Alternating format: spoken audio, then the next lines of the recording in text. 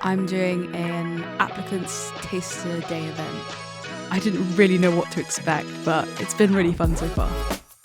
My first impressions of LMA is that it's really friendly and you can make friends easily. Can I say I love it all? Is that allowed?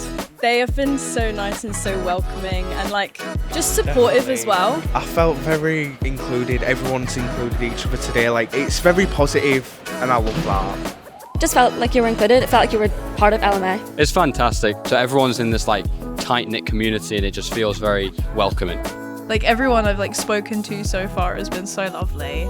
My favourite part has definitely been meeting Erin Caldwell. The opportunity that I've got, and we don't even go to the uni yet, is crazy. Everyone's in the same bubble, everyone is wanting to do the same thing. I definitely want to start here in September and I'm very much looking forward to it. Yeah, it just went over my expectations. I really want to come over to LMA. Just coming here has definitely solidified my decision, yeah. It's one big family. It sounds cheesy, but it is. Yeah. But 100,000% I will I want to come here. The choice is absolutely clear for me that I do really want to go LMA.